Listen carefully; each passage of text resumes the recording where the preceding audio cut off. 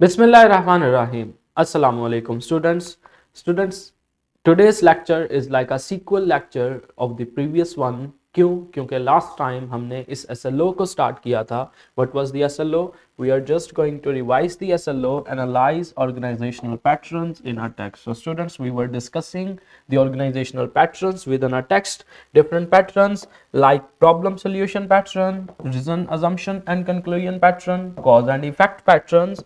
And in the last lecture, we just discussed the problem solution pattern, and today we will go further. So let's continue our lecture. So last day we discussed the problem solution pattern. Is there anybody who have any confusion regarding the problem solution pattern? Yes, students. Is there anybody? क्या आप सब में से किसी का कोई सवाल है कि ऑर्गेनाइजेशनल पैटर्न इन टेक्स्ट क्या होता है और प्रॉब्लम सॉल्यूशन पैटर्न क्या है? जी बच्चों, okay, so there is no question. So let's find out. हमने लास्ट टाइम ये पढ़ा था, organisation means to organise text, to organise sentences, to make, we can say that to unite different sentences, different phrases and different clauses to make one text. तो जब हम क्या करते हैं, मुख्तलिफ फिक्रों को, फ्रेजेस को और क्लॉजेस को मिला के एक टेक्स्ट बनाते हैं, तो उस वक्त उसमें एक खास तरह का पैटर्न होता है. There were two types of patterns which we found in the text. First one is the structural pattern and the second one is the organizational pattern, and the second pattern is actually concerned with the meaning. So the pattern which concerned with the structure are very probable, like we follow the pattern of a letter, pattern of a short story, pattern of a poem, pattern of a novel. तो हमने जो कुछ भी लिखना है उसका एक structural pattern हम फॉलो करते हैं. इसी तरह if we look at the content of the text, so as far as the content is concerned, we also follow some particular pattern which concerned with the meaning, like that text can be centered upon a event. We can say that text can be present a number of events, and that text can be present a problem and a solution, a cause and effect. So these types of patterns are very much common in the text. So today we have to discuss these patterns, like we go through these problems and solutions. So such type of problem and solutions are very much probable in the text. But today we have to look at the second pattern. We have to look at the elements of a problem solution pattern in the text. आप सबको last day मैंने ये कहा था कि आप सभी अपने उस लेटर को पढ़िएगा जो आपके चैप्टर का टेक्स्ट है, और उसमें आपने क्या करना है, उसमें आपने प्रॉब्लम सॉल्यूशन पैटर्न को फाइंड आउट करने की कोशिश करनी है. इज देयर एनीबडी जिसने ये एक्टिविटी की है? जी, you have to raise your hand. कोई बच्चा है जिसने उस लेटर को पढ़ा, उस टेक्स्ट को पढ़ा, यूनिट 6 का, और उसमें से ऑर्गेनाइजेशनल पैटर्न देखने की कोशिश की, प्रॉब्लम सॉल्यूशन वाला? Yes, from the renaissance school, who is there? What you find?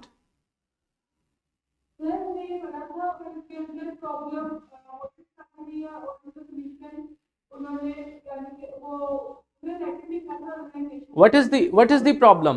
What is the problem in that letter?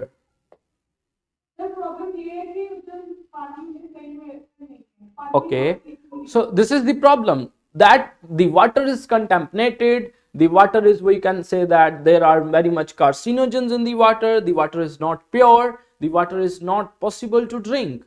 So what is the solution? What was the proposed solution? What you find in that text? Yes, from the Renaissance school.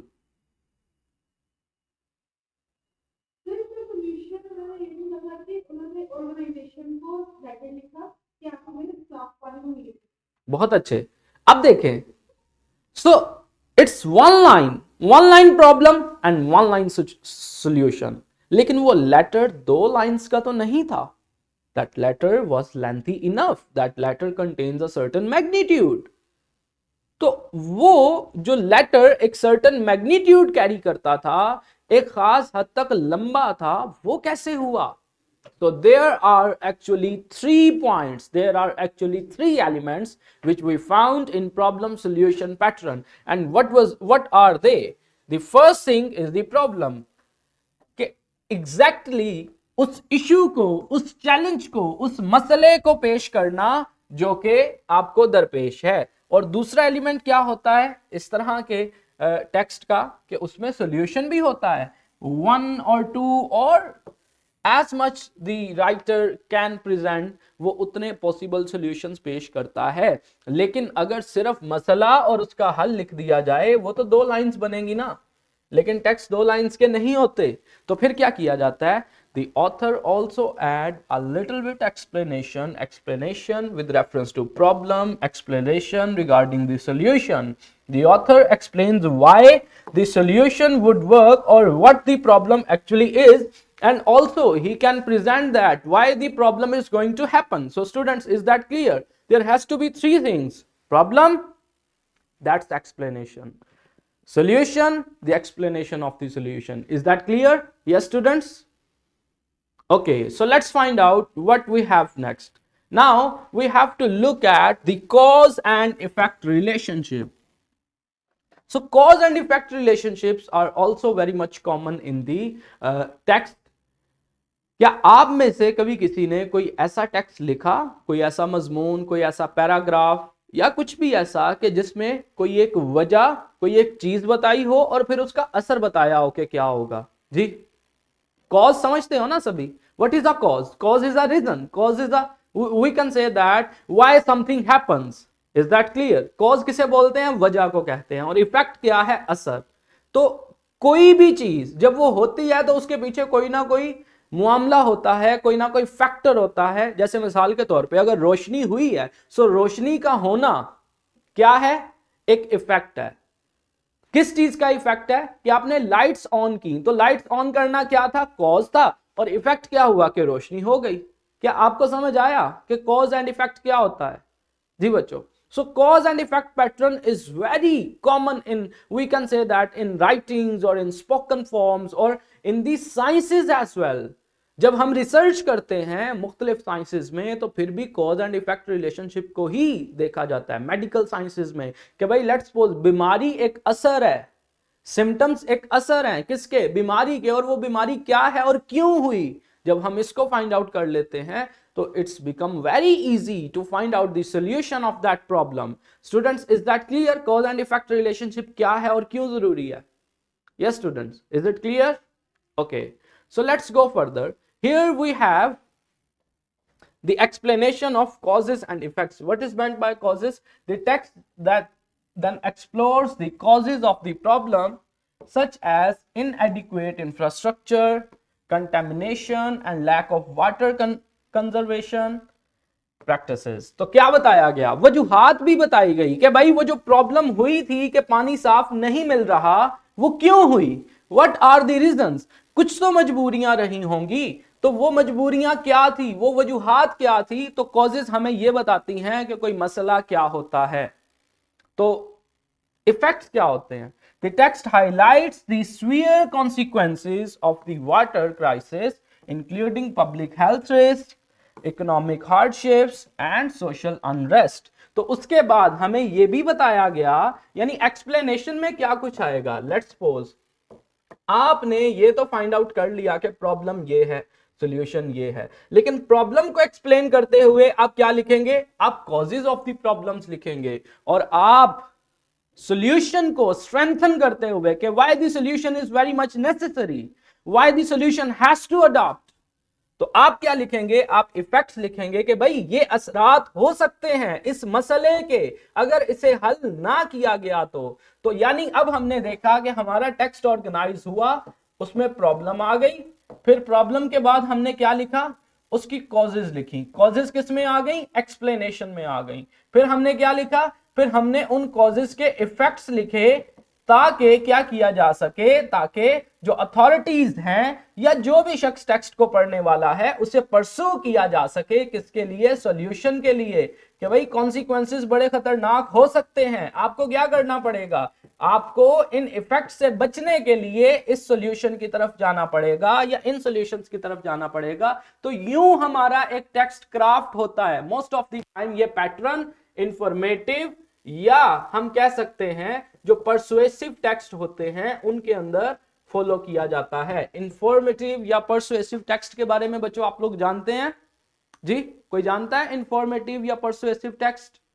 There are actually 4 categories of the text: descriptive text, explanatory text या expository text जिसको हम बोलते हैं, persuasive text, narrative text। अब जो descriptive, expository, इनमें बड़ा कम फर्क है। What is descriptive text? Descriptive text में क्या होता है? You are going to describe something, आप किसी चीज को बयान कर रहे हैं, but that information is not deep information। जैसे आप क्या करते हैं, आप ये बताते हैं कि जी लेट्स सपोज मैं कहता हूं जी मेरा नाम आदिल रजा है, मैं ये काम करता हूं, यहां पे रहता हूं, मेरा फादर नेम ये है।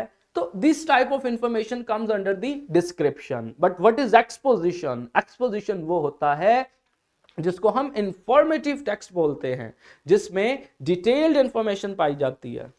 तो हम कॉज एंड इफेक्ट को डिस्कस कर रहे थे कि कॉज एंड इफेक्ट क्या होता है कि एक प्रॉब्लम और उस प्रॉब्लम को एक्सप्लेन करने के लिए कॉजेज बताई जाती हैं, why that problem is happening, and then for the making our solution more effective और सीमिंगली मोर इफेक्टिव हम क्या करते हैं, हम उसके इफेक्ट्स बताते हैं ताकि परसुएड किया जा सके किसको, जो भी अथॉरिटीज हैं। You have to take this solution, you have to opt this solution. और आमतौर पे ये पैटर्न कहां पाया जाता है? परसुएसिव टेक्स्ट में या इंफॉर्मेटिव या एक्सपोजिटरी टेक्स्ट में। So let's find out what we have next. So here is an example, and other example we are going to skip that, like what has to be the cause, why or how did it happen। तो cause को अगर जानना है तो आप क्या करेंगे, आप why और how questions करेंगे, आप WH questions करेंगे कि कोई चीज कैसे हुई और कब हुई। तो इससे आपको किसी भी चीज की वजह का पता चल जाएगा। इसी तरह इफेक्ट क्या है, व्हाट हैपेंड। जब आप ये सवाल करेंगे व्हाट के साथ कि भाई क्या हुआ, तो आपको पता चल जाएगा कि क्या असर है। और कॉज का कैसे पता चलेगा, व्हाई और हाउ से। जैसे लेट्स सपोज व्हाई और how did it happen, since his स्किट्स crossed he fail in the snow.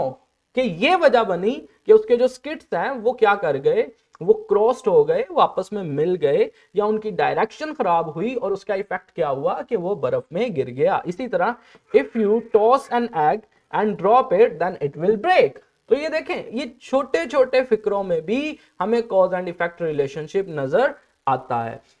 तो यहाँ पे आपके पास मजीद एग्जांपल्स हैं, आप इन्हें जरूर गो थ्रू कीजिएगा after the lecture. Due to shortage of time we are going to skip that.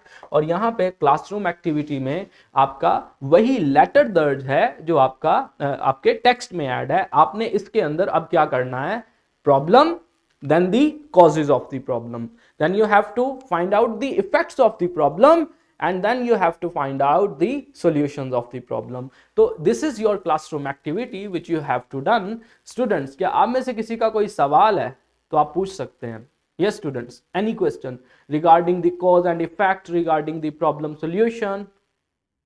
Yes, from the Central Fatma School, from Al Said, or from Central Executive, from the Renaissance, is there any question? Yes students, okay, so this SLO was very much simple। तो मैं उम्मीद करता हूं कि आपको यह समझ आई होगी। तो हम नेक्स्ट डे नेक्स्ट SLO को देखेंगे जो कि मोस्ट प्रोबेबली हमारा SLO from the oral communication skills होगा। So thank you very much, अल्लाह हाफिज।